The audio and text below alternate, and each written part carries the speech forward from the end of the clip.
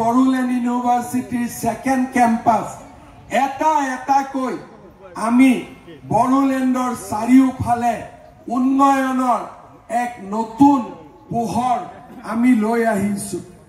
আজি আমি প্ৰত্যেকটো পদক্ষেপতে প্ৰয়াস আৰু প্ৰচেষ্টা কৰিছো যাতে বড়োলেণ্ডৰ ৰাইজে নিৰাপদ অনুভৱ কৰে, বড়োলেণ্ডৰ ৰাইজে প্ৰগতি বিচাৰি পায়, শান্তি বিচাৰি পায়, সমৃদ্ধি বিচাৰি পায়।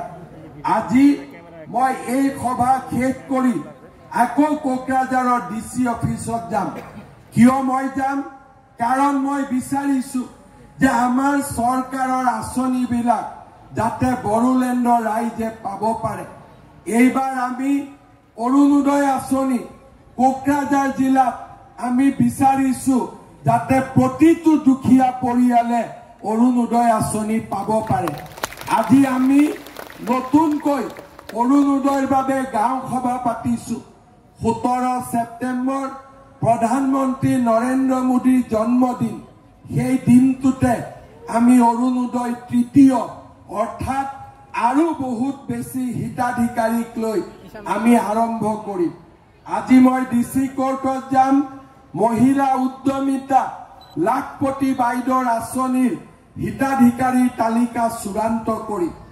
আজিয়ে মুখ্যমন্ত্ৰীৰ আত্মনিৰ্ভৰ অসম অভিযান আমাৰ বড়োলেণ্ডৰ প্ৰত্যেকটো বিধানসভা সমষ্টিলৈ আৰু 4000কৈ ৰেচন কাৰ্ড আৰু তাৰ লগে লগে আমাৰ বড়োলেণ্ডৰ দুখীয়া ৰাইজ যাতে উপকৃত হ'ব পাৰে, বিশেষকৈ চাহ বাগিচা অঞ্চলৰ কাৰণে এটিকলি দুটিপাত আমি আঁচনিৰ বিষয়ে আজি কথা পাতিম আৰু হিতাধিকাৰীক চূড়ান্ত কৰিম।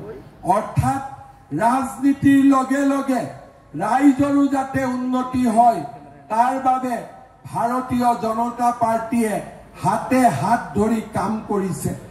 আজি ভাৰতীয় জনতা পাৰ্টিয়ে বিটিআৰক অসমৰ আটাইতকৈ প্ৰগতিশীল অঞ্চল হিচাপে ৰূপান্তৰ কৰাৰ বাবে নিৰন্তৰ প্ৰচেষ্টা কৰিছে। আজি আমি আমাৰ চৰকাৰৰ দিনতে আমি সকলো শ্ৰেণী একেলগ কৰি বড়োলেণ্ডত যাতে কেতিয়াও আমি বন্দুকৰ শব্দ শুনা নাপাওঁ তাৰ বাবে আমি একত্ৰিতভাৱে কাম কৰিছো। মই আজি অত্যন্ত আনন্দিত যে যোৱা 5টা বছৰত আমি বড়োলেণ্ডত শান্তি প্ৰতিষ্ঠাৰ কাৰণে যি কাম কৰিছিলো আজি বড়োলেণ্ডবাসীয়ে তাৰ বাবে বিজেপিক আশীৰ্বাদ দিছে। যোৱা কেইদিনমান আগতে আমি ওদালগুৰিলৈ গৈছিলো, অভূতপূৰ্ব উৎসাহ। ওদালগুৰিৰ ৰাইজে মোক কৈছে যে বিজেপিয়ে যাতে ইলেকশ্যন খেলে, আমি এইবাৰ বিজেপিক ভোট দিম। ওদালগুৰিৰ পিছত আমি তামুলপুৰলৈ গৈছিলো, তামুলপুৰৰ ৰাইজেও কৈছে বিজেপিয়ে ইলেকশ্যন খেলিব লাগে, আমি বিজেপিক ভোট দিম। যোৱা পৰহি দিনা মই বাক্সা জালাহলৈকে গৈছিলো, হাজাৰ হাজাৰ কাৰ্যকৰ্তা একত্ৰিত হৈ আমাক কৈছিলে যে দাদা 5টা সিটত ইলেকশ্যন খেলক, বাক্সাত আমি 5টাতে আপোনালোকক জিকাই দিম। আৰু আজি কোকৰাঝাৰত 12টা সমষ্টিৰ ভিতৰতে আজি উৎসাহ উদ্দীপনা আমি নিজে দেখা পাইছো। 9 তাৰিখে মই আকৌ চিৰাঙলৈকে আহিম আৰু চিৰাঙৰ কাৰ্যকৰ্তাসকলকো সুধিম যে আমি নিৰ্বাচন খেলিম, আপোনালোকে কষ্ট কৰিবনে নাই। মোৰ বিশ্বাস এই 5খন জিলাতে আজি বিজেপিৰ কাৰ্যকৰ্তাসকল নিজে প্ৰস্তুত হৈছে যে আমি ইলেকশ্যন খেলিম, আমি ইলেকশ্যন জিকিম। এয়া হল মোৰ প্ৰথম ভ্ৰমণ।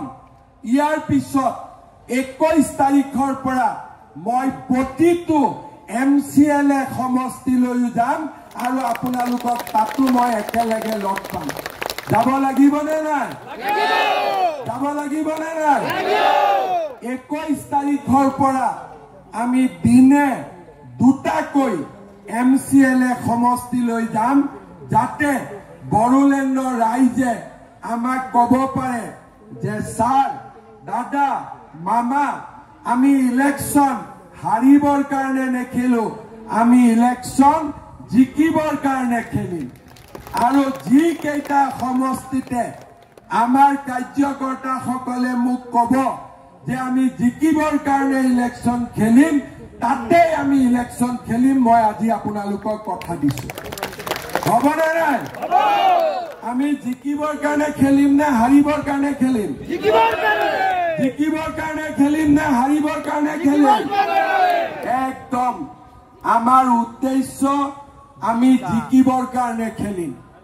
দিল্লীত বিজেপি, দিছপুৰ বিজেপি, কোকৰাঝাৰতো যদি আমি বিজেপি জিকিব পাৰো, আমি অসমখনক বিটিসি আমি বহু দূৰ আগুৱাই লৈ যাব পাৰিম। শ্ৰদ্ধাৰ ৰাইজ, আমি কাৰো বিৰুদ্ধে নহয়। কোনোবাই কৈছে আপোনালোক UPPLৰ বিৰুদ্ধে নেকি? নহয়। আপোনালোক BPFৰ বিৰুদ্ধে নেকি? নহয়। নতুন পাৰ্টি হৈছে তেওঁলোকৰ বিৰুদ্ধে নেকি? নহয়। বোলে কংগ্ৰেছৰ বিৰুদ্ধে নেকি? কংগ্ৰেছ এতিয়া আছে ক'তনো? কংগ্ৰেছ পাকিস্তানতহে আছে, ভাৰতত আছে জানো? কংগ্ৰেছ ক'ত আছে? পাকিস্তানত আছে, বাংলাদেশত আছে, কংগ্ৰেছ ভাৰতত নায়েই। কংগ্ৰেছৰ সভাপতি আহি কি কয় যে আমাৰ দিনত মুখ্যমন্ত্ৰী BTCত নাহিছিলে, BTC ভাগে আছিলে, কোকৰাঝাৰত আছিলে আৰু আমি দিছপুৰত আছিলো, আৰু আমিও নাহো তেওঁলোকো নাযায়। মই আপোনালোকক ক'ব খোজো যে মই অসমৰ মুখ্যমন্ত্ৰী, কোকৰাঝাৰৰ ৰাইজেও মোক ভোট দিছে, বাক্সা তামুলপুৰ ওদালগুৰি ৰাইজেও ভোট দিছে। BTCলৈ মুখ্যমন্ত্ৰী আহিব লাগে নে নালাগে? লাগে নে নালাগে? আৰু আমি বিচাৰো বড়োলেণ্ডৰ বিধায়কেও গৈ দিছপুৰ দখল কৰক, আমাৰ কোনো আপত্তি নাই।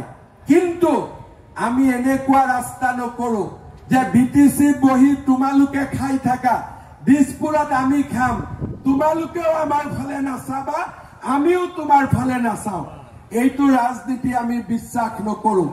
আমাৰ কথা হ'ল BTCটো নাখাবা, দিছপুৰতো নাখাবা, খালি BTC ৰাইজে আঁচনিৰ লাভ পাব লাগিব, অসমৰ ৰাইজে আঁচনিৰ লাভ পাব লাগিব।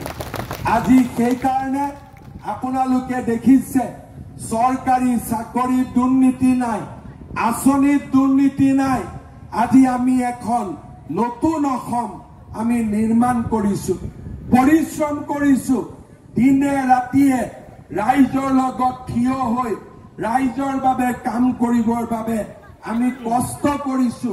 উদ্দেশ্য এটাই, যাতে BTRত শান্তি হয়, BTRত প্ৰগতি হয়, BTRত উন্নতি হয়, আৰু আমাৰ অসমখন ভাৰতৰ ভিতৰতে এখন সৰ্বশ্ৰেষ্ঠ ৰাজ্যলৈ পৰিণত হয়। শ্ৰদ্ধাৰ ৰাইজ, যোৱা 4.5 বছৰ আমি চৰকাৰ চলোৱা নাই, আমি আপোনালোকৰ সৈতে লগ লাগি অসমৰ বিকাশৰ বাবে কাম কৰিছো, শান্তিৰ বাবে কাম কৰিছো। কংগ্ৰেছৰ দিনত আজি BTCত কি নহৈছিলে?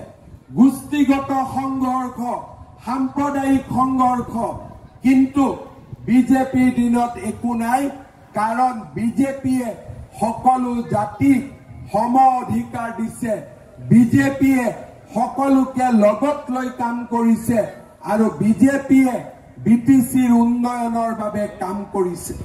শ্ৰদ্ধাৰ ৰাইজ, আজি আমাৰ প্ৰথমবাৰৰ বাবে বিজেপিৰ কাৰ্যকৰ্তা সন্মিলন। ইয়াত যিসকল বুথ সভাপতি আহিছে, মই তেওঁলোকক অনুৰোধ কৰিম আপোনালোকে অকণমান থিয় হৈ দিয়ক মোৰ কাৰণে।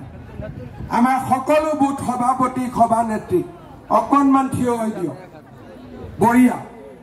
এতিয়া আপোনালোকে মোৰ কথা শুনক।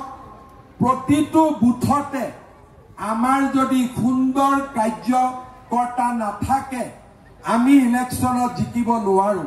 সেইকাৰণে প্ৰতিজন বুথ সভাপতিয়ে 21 জনীয়া এটা কাৰ্যকৰ্তা লিষ্ট এখন নিৰ্মাণ কৰিব।